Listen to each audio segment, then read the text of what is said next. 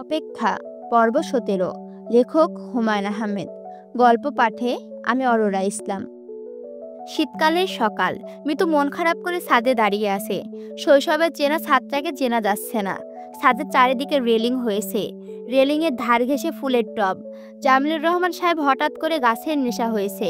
তিনি রোজই ফুলের টব কিনে আনছেন, বস্তা ভর্তি মাটি আনছেন, সার আনছেন।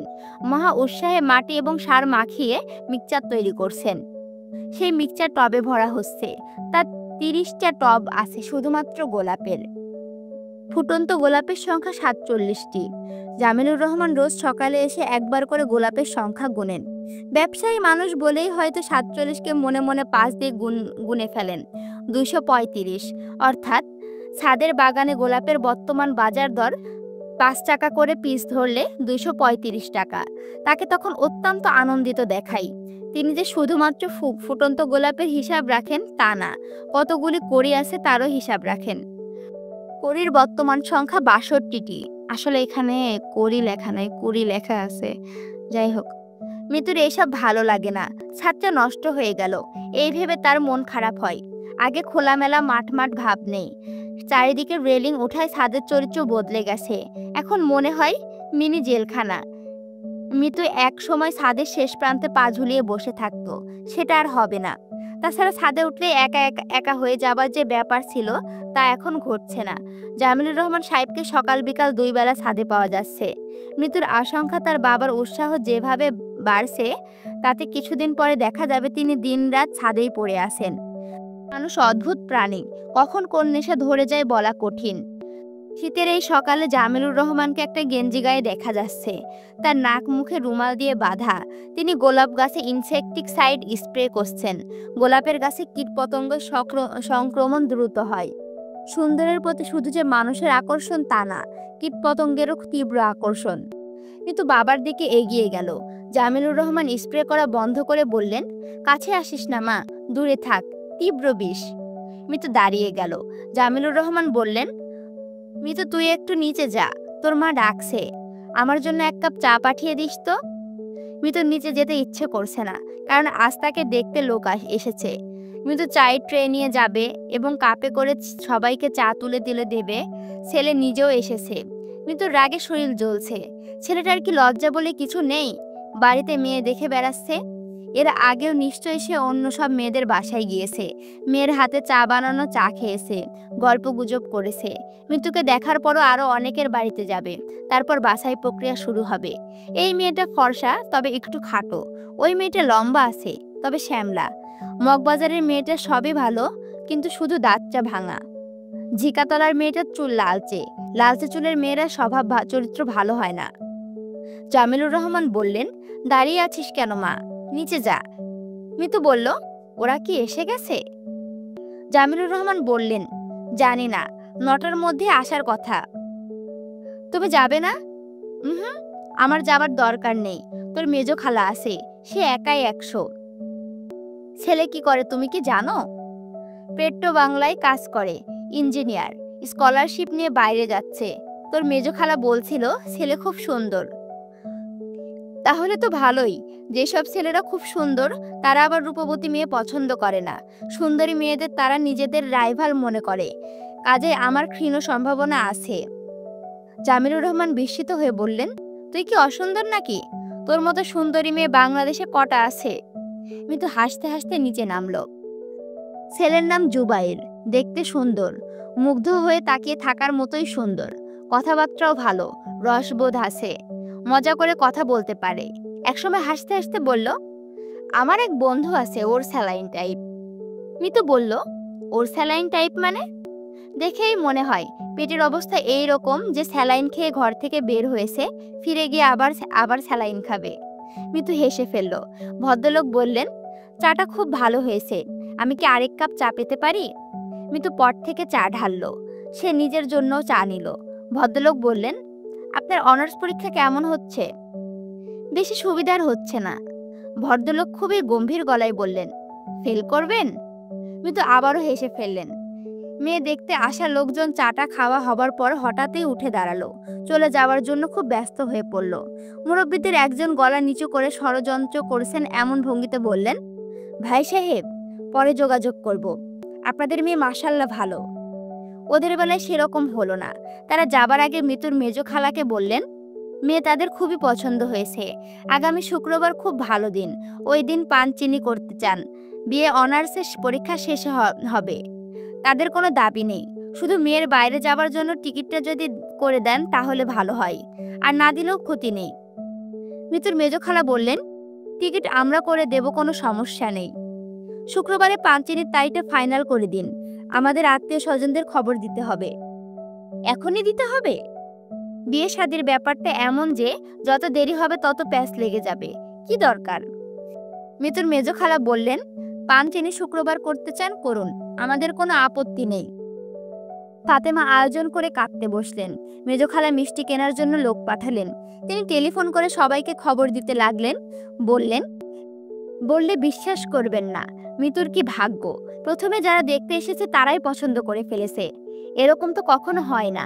তাছাড়া বললে বিশ্বাস করবেন না, মিতু কোনো রকম সাজগোজ করেনি, কোনো মেকআপ না, কিচ্ছু না। শাড়ি যেটা পরেছিল সেটাও খুবই সিম্পল শাড়ি, সুতি শাড়ি, হালকা সবুজ জমিনের ওপর সামান্য কাজ। বিয়ে ঠিক হয়ে যাওয়ায় মিতুকে খুবই আনন্দিত মনে হলো। এই উপলক্ষে আনা মিষ্টি সে দুটো খেয়ে ফেললো, একটা সাদা মিষ্টি আর একটা কালো মিষ্টি। মিষ্টি খেতে খেতে হাসি মুখে বলল, আমার বিয়েটা তো ব্ল্যাক অ্যান্ড হোয়াইট, এই জন্য সাদা কালো মিষ্টি খেলাম। মেজো খালা বিস্মিত হয়ে বললেন, তোর বিয়ে ব্ল্যাক অ্যান্ড হোয়াইট মানে? বর ফর্সা, আমি কালো, এই জন্য বিয়েটা ব্ল্যাক অ্যান্ড হোয়াইট। তোরা তো আশ্চর্য মেয়ে, এখনো বিয়েই হয়নি বর ডেকে যাচ্ছিস। আমরা হচ্ছি এই যুগের স্মার্ট মেয়ে, আমাদের মুখে কোনো লাগাম নেই, যা ইচ্ছে বলতে পারি। রাকিব যদি টেলিফোন করে, কথাবার্তা একটু সাবধানে বলবি। বিয়েটা হয়ে যাক, তারপরে যা ইচ্ছা বলবি। টেলিফোন করবে নাকি? টেলিফোন করবেই, কথাবার্তা যা বলবি সাবধানে বলবি, রেখে ঢেকে বলবি। পাঞ্চেনির পরেও বিয়ে ভাঙে। মিতু তার ঘরে পড়ছে সুন্দর একটা উপন্যাস, টমাস হার্ডির টিস অফ ডিরবার ফাইলস। পরীক্ষার জন্য পড়া বলে ব্যাকরণ বইয়ের মতো লাগছে, অথচ ট্রেস এর চরিত্রে লেখক কি সুন্দর করেই না তুলে এনেছেন। এই সুন্দরে কাজ হবে না, এই সুন্দরকে চালনি দিয়ে ছাকতে হবে, মাইক্রোস্কোপের নিচে ফেলতে হবে। চরিত্রের চিতনে লেখক কি কি ভুল করেছেন তা বের করতে হবে। লেখকের মনস্কন্যা কি সমাজের প্রতিচ্ছবি হয়ে উঠতে পেরেছে? লেখক কি নিরপেক্ষ দৃষ্টিতে চরিত্রটা কি দেখছেন, না তার প্রতি পাক্ষপাতিত্ব করছেন? লেখকের উদ্দেশ্য কি ছিল? নিছক গল্প বলা, নাকি গল্প বলার ফাঁকে তিনি লেখকের সামাজিক দায়িত্বও পালন করছেন? All of the great English novelist, no one write more equality of tragic destiny than Hardy's. ব্যাখ্যা করো। আচ্ছা, হার্ডি যদি ট্রেসকে শান্ত, ভদ্র এবং বিনয়ী একটা ছেলের সঙ্গে দিয়ে দিতেন তাহলে কেমন হতো? উপন্যাস হিসাবে সেটা দাঁড়াতো না, তবে মেয়েটার জীবন সুন্দর হতো। মিতু বই বন্ধ করে শুয়ে পড়ল। মাথার কাছে ছোট জানালা দিয়ে আকাশ দেখা যাচ্ছে, পিঙ্গল আকাশ, কোনো মেঘ নেই। এই পিঙ্গল আকাশে যদি সাদা মেঘের বিশাল একটা স্তূপ থাকতো তাহলে সুন্দর দেখাতো। মিতু চোখ বন্ধ করে ফেলল। পিঙ্গল আকাশ দেখতে ইচ্ছে করছে না, বরং চোখ বন্ধ করে অন্য কোনো বিষয় নিয়ে ভাবা যাক। বিয়ে নামক ইনস্টিটিউশনটা নিয়ে ভাবা যাক। বিয়ের ব্যাপারটা নিয়ে ভাবতে কুৎসিত লাগছে। সম্পূর্ণ অচেনা একটা মেয়ে, একটা ছেলে, দুজনকে দুই প্রান্ত থেকে এনে বলা হচ্ছে, এখন থেকে তোমরা একসঙ্গে থাকবে। তোরা দুজনে প্রথমবারের মতো একসঙ্গে ঘুমোতে গেল। প্রশস্ত খাট, ফুল তোলা চাদরে কিছু ফুল, খাটটা সাজানো হয়েছে জরির মালায়। ছেলেটা মেয়েটার গায়ে হাত রাখবে, মেয়েটা লজ্জা এবং ভয়ে চুপ করে থাকবে, আতঙ্ক নিয়ে অপেক্ষা করবে তারপর কি হয়। আফা, ও আফা। মজিদের মা দরজা ধরে দাঁড়িয়ে আছে, তার মুখ ভর্তি হাসি, পান খাওয়া লাল দাঁত সব কয়টা বের হয়ে আছে। ও আফা, টেলিফোন। কার টেলিফোন? নতুন দুলাভাই। হি হি হি। হি হি করতে হবে না, নিচে যাও, আমি আসছি। মিতু টেলিফোন হাতে নিয়ে খুব সহজ ভঙ্গিতে বলল, আপনি কেমন আছেন? জুবাইর একটু ইতস্তত ভঙ্গিতে বলল, ভালো। তুমি কেমন আছো? তুমি করে বললাম, আশা করি কিছু মনে করছো না। জি, মনে করছি না। টেলিফোন পেয়ে বিরক্ত হচ্ছ না তো? বিরক্ত হচ্ছি না। আমি খুব ভয়ে ভয়ে টেলিফোন করলাম। ভয়ে ভয়ে কেন? তুমি আবার কি মনে করো? আমি কিছু মনে করছি না। তোমার পরীক্ষা তো এখন চলছে, তাই না? জি। মাঝে গ্যাপ আছে না? আছে। কাল পরশু 2 দিন পরীক্ষা নেই, আপনি কি আমাকে বাইরে লাঞ্চের দাওয়াত করতে চাচ্ছেন? আশ্চর্য, তুমি বুঝলে কি করে? আমার আই স্পিক পাওয়ার ক্ষমতা আছে, মানুষের মনের কথা প্রায়ই ধরতে পারি। তোমাকে বিয়ে করা তো তাহলে খুবই বিপজ্জনক। কিছুটা বিপজ্জনক বটেই। তুমি এমনভাবে কথা বলছো যেন সত্যি সত্যি তোমার আইএসপি ক্ষমতা আছে। আসলেই আছে, প্রমাণ দেব? আপনি এই মুহূর্তে সাদা একটা প্যান্ট পরে আছেন। ক্রিকেট খেলোয়াড়রা যেমন সাদা প্যান্ট পরে, সেরকম সাদা প্যান্ট। হয়েছে? হ্যাঁ হয়েছে। মাই গড, তুমি তো সত্যি সত্যি আমাকে ঘাবড়ে দিচ্ছ। মিতু শোনো, আজ তো তোমার পরীক্ষা নেই। জি না, নেই। আজকে আমার সঙ্গে বাইরে খেতে চলো। খেতে খেতে তোমার আইএসপি পাওয়ার নিয়ে গল্প করব। জি আচ্ছা। তোমার পড়ার ক্ষতি হবে না তো? একটু হবে, কি আর করা। অবশ্য আমি এখন পড়তেও ভালো লাগছে না। তাহলে কাপড় পরে তৈরি হয়ে থাকো, আমি এসে নিয়ে যাব। জি আচ্ছা। তোমার গলার স্বরটা এমন লাগছে কেন? কিরকম লাগছে? বিষাদময় লাগছে, ইংরেজিতে যাকে বলে প্ল্যান্টিভ ভয়েস। তোমার কি মন খারাপ? জি মন খারাপ, বেশ খারাপ। কারণটা কি জানতে পারি? অবশ্য বলতে যদি তোমার কোনো আপত্তি না থাকে। না, আমার কোনো আপত্তি নেই। আপত্তি কেন থাকবে? আমার এক ফুফাতো ভাই আছে, সেও অনার্স পরীক্ষা দিচ্ছিল। আজই খবর পেয়েছি একটা পরীক্ষা দিয়ে সে আর পরীক্ষা দিচ্ছে না। মনটা খুব খারাপ হয়েছে। পরীক্ষা দিচ্ছে না কেন? জানি না, অনেকদিন ওর সঙ্গে আমার যোগাযোগ নেই। টেলিফোনে যোগাযোগ নেওয়া যায় না? ওদের বাড়িতে টেলিফোন নেই। তাহলে একটা কাজ করা যেতে পারে, দুপুরে লাঞ্চের পর ওদের বাসায় গিয়ে আমরা খোঁজ নিতে পারি। আমার সঙ্গে গাড়ি থাকবে, ট্রান্সপোর্ট, কোনো সমস্যা হবে না। আর যদি তুমি মনে করো তুমি একা যাবে, তাহলে গাড়িটা আজ সারাদিনের জন্য তুমি রেখে দিতে পারো। না, তার দরকার নেই। আমি আসলে জানতে চাচ্ছি না, যা হবার হবে। তোমার ফুফাতো ভাই ছাত্র হিসেবে কেমন?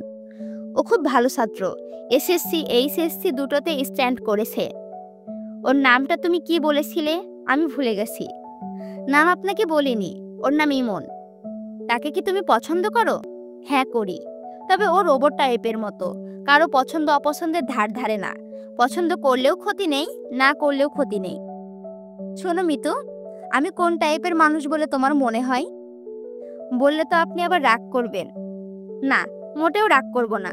তবে তুমি এই যে আপনি আপনি করে কথা বলছো, এতে রাগ করছি। সামান্য হলেও রাগ করছি। তুমি কি দয়া করে আমাকে তুমি করে বলবে? আপনি বললেই বলবো। আমি বলছি। বলছো যখন, তখন অবশ্যই তুমি করে বলবো। এখন বলো, আমি কোন টাইপের মানুষ? তুমি গায়ে পড়া ধরনের মানুষ। একদল পুরুষ আছে যারা মেয়েদের সঙ্গে কথা বলতে খুব পছন্দ করে, তুমি সেই টাইপের মানুষ। ও, রাগ করলে? না, রাগ করিনি। মিতু হাসলো। জুবায়ের বলল, হাসছো কেন? মিতু বলল, আমার কথা শুনে তুমি খুব হকচকিয়ে গেছো, এই জন্য হাসি আসছে। ও আচ্ছা, আরেকটা মজার ব্যাপার কি জানো? তোমার সঙ্গে শেষ পর্যন্ত কিন্তু আমার বিয়ে হবে না। কেন? কেন ঠিক জানি না, আমার ঠিক সেন্স তাই বলছে। তোমার বিয়েটা কার সঙ্গে হবে? ওই যে ইমন নাকি যেন তার নাম, তার সঙ্গে। বাহ, তোমারও সিক্স সেন্স তো ভালো। মিতু খিলখিল করে হাসছে। সে শুনলো ওপাশ থেকে টেলিফোন রিসিভার নামিয়ে রাখা হয়েছে। তারপরেও সে হাসছে, কেন জানি তার খুব মজা লাগছে। তার ঠিক সেন্সে বলছে ভদ্রলোক তাকে নিয়ে লাঞ্চে যাবার উৎসাহ এখন আর পাচ্ছে না। তিনি এখন মিতু নামক মেয়ের ব্যাপারে খোঁজ খবর শুরু করবেন এবং শুক্রবারে পানচিনির উৎসব বাতিল হয়ে যাবে।